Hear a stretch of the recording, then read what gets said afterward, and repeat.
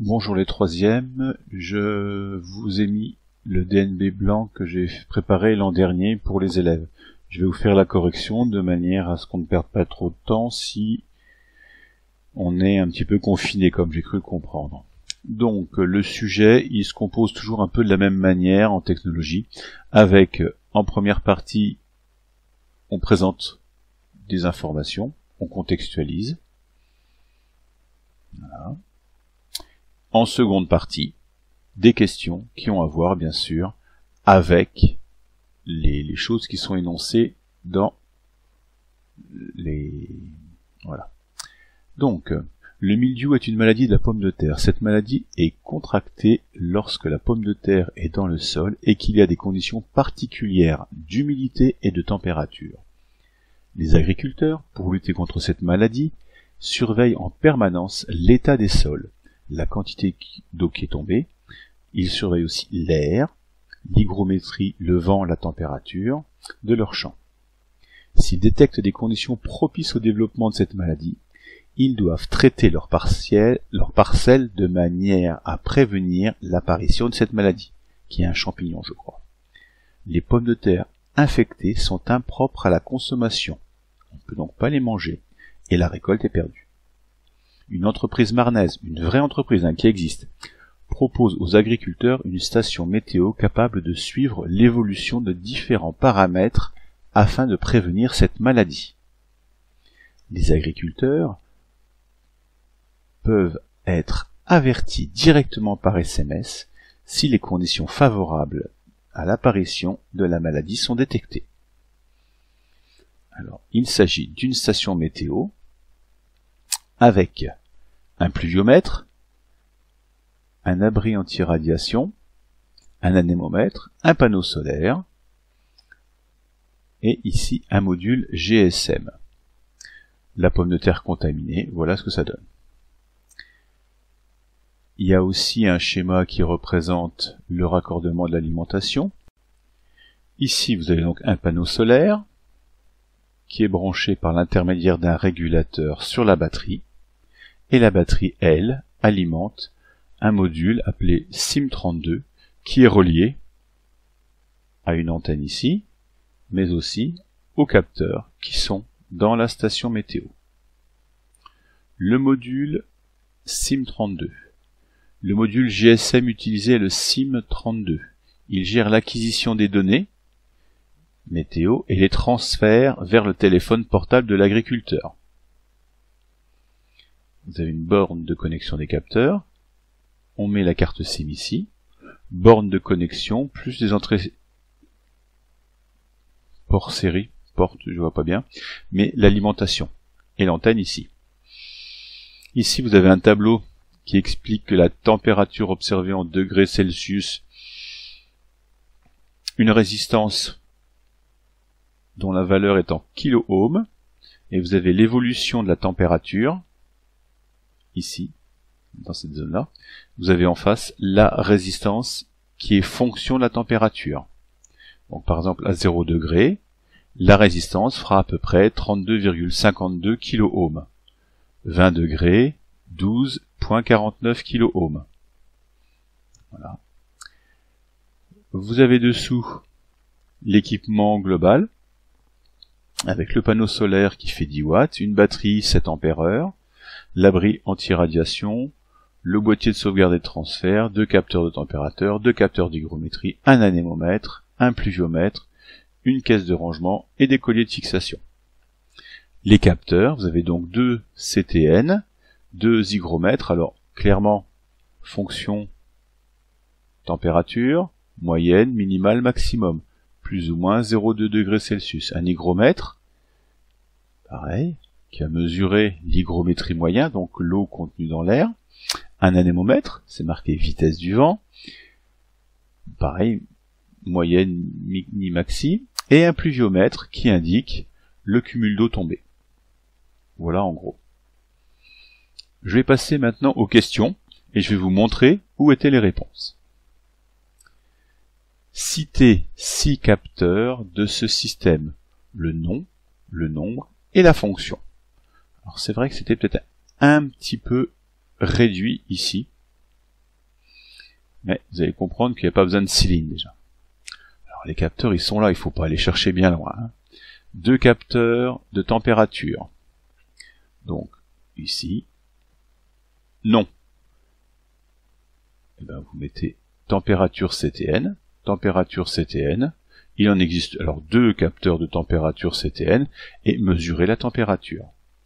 2 capteurs hygrométrie, hygromètre, celui qui est marqué là, vous le marquez là, mesurez l'eau contenue dans l'air, l'hygrométrie, un anémomètre pour mesurer la vitesse du vent, et un pluviomètre pour mesurer la quantité d'eau qui est tombée. Ça vous faisait déjà 4 points. Le capteur de température indique 15 kOhm. Trouvez une approximation, un encadrement de la température mesurée. J'attends par approximation, c'est marqué bien un encadrement, donc il faut une valeur au-dessus et une valeur en dessous. Pour ce faire, il faut aller voir le tableau, j'ai dit 15, d'accord? Donc 15, ça se situe bien entre 15,7 et 12,49, on est à peu près plus près des 15 quand même, donc on est entre 15 et 20 degrés. Donc la réponse qu'on pouvait afficher, donc la température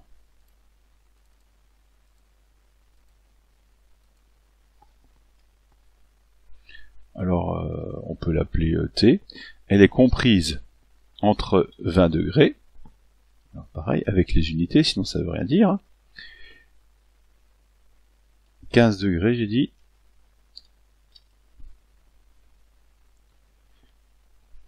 voilà.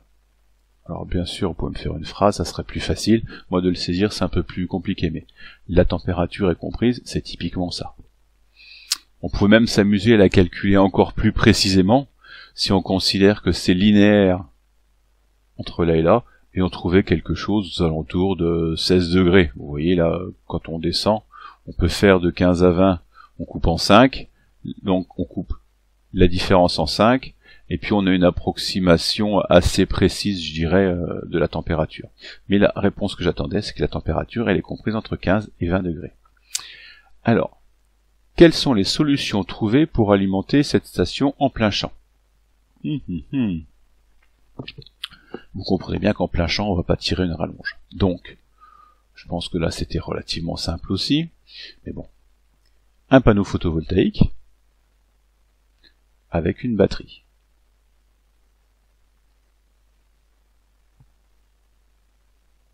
Donner un maximum de détails. Alors on peut dire que quand il y a de la lumière, c'est le panneau photovoltaïque qui charge la batterie et qui alimente le module, et quand il fait nuit, la batterie prend le relais de manière à alimenter pour pas que la station météo s'arrête. Donc 2 cas de figure. Je pense que si vous mettiez ça à l'intérieur, c'était déjà très bien. Alors, la 4e question, précisez les conditions pour que les SMS soient envoyés. Dans quel cas ils sont envoyés?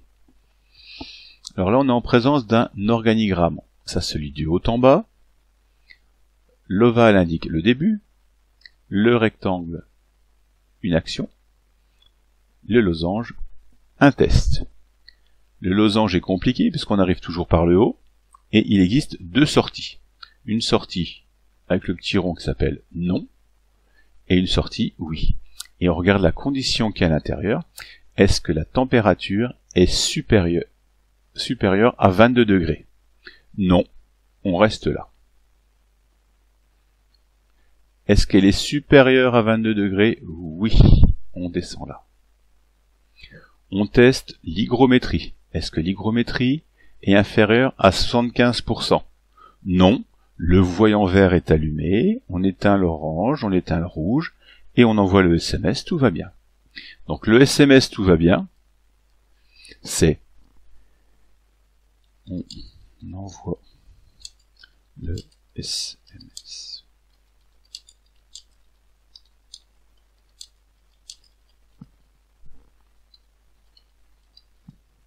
Si la température est donc supérieure à 20 degrés, l'humidité supérieure à 22 degrés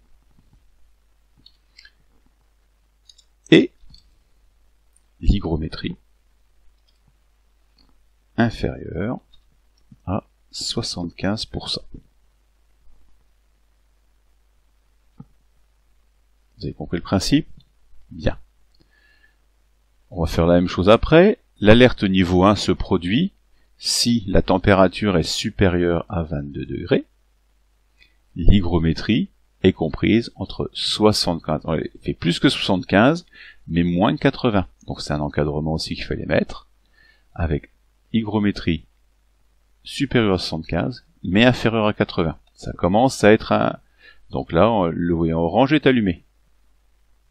On est dans une zone intermédiaire.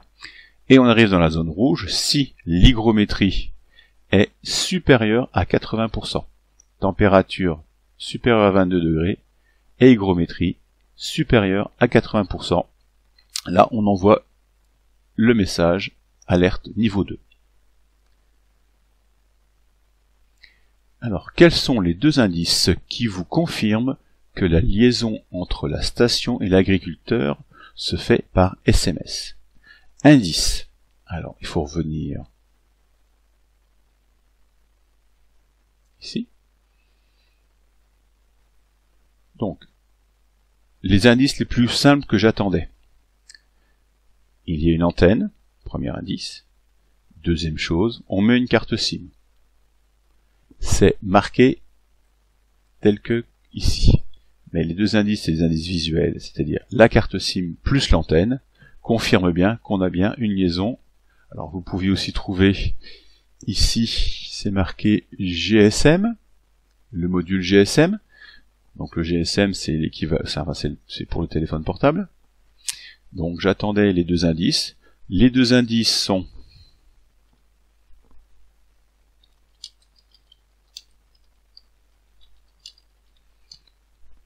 l'antenne et la carte SIM. Donc j'ai repris la bonne version de ma copie, celle qui était là présente, il y avait un mot d'oublié, c'était le capteur, donc ça n'allait pas. Donc l'acquisition, donc acquérir, c'est typiquement le capteur, le ou les capteurs. C'est-à-dire que c'est eux qui vont être chargés de regarder en gros ce qui se passe autour.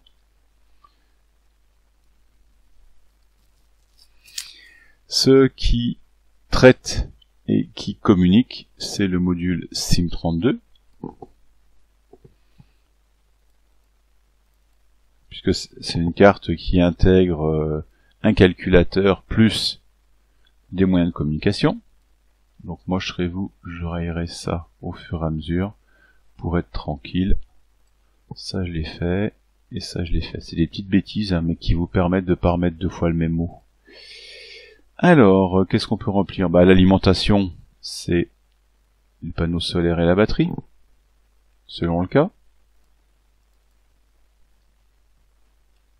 Alors que la case est un petit peu petite, je le conçois. Donc, voilà. La conversion, c'est le régulateur.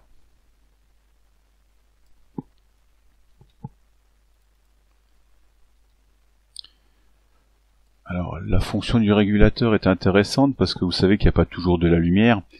Donc, le courant qui sort du panneau solaire peut varier.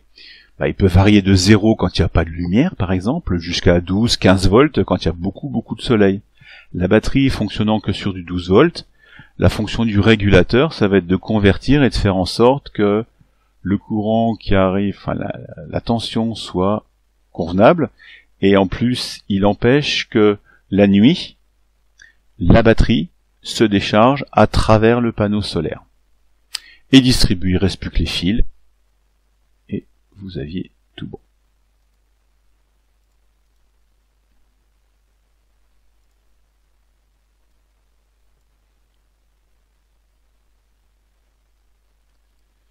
Alors, je me rends compte que c'est pas la bonne version parce que centrale n'existe pas dedans, puisque c'est la centrale, c'était le module SIM32. Voilà. Donc ça doit pas être la bonne version, mais c'est pas grave, l'essentiel est dit. Voilà. Donc si vous m'aviez fait ça, vous aviez les félicitations du jury parce que vous obteniez la note de 25 sur 25. Il y avait une demi-heure pour le faire, il fallait pas vraiment perdre de temps et être assez efficace. Voilà, à bientôt, j'espère.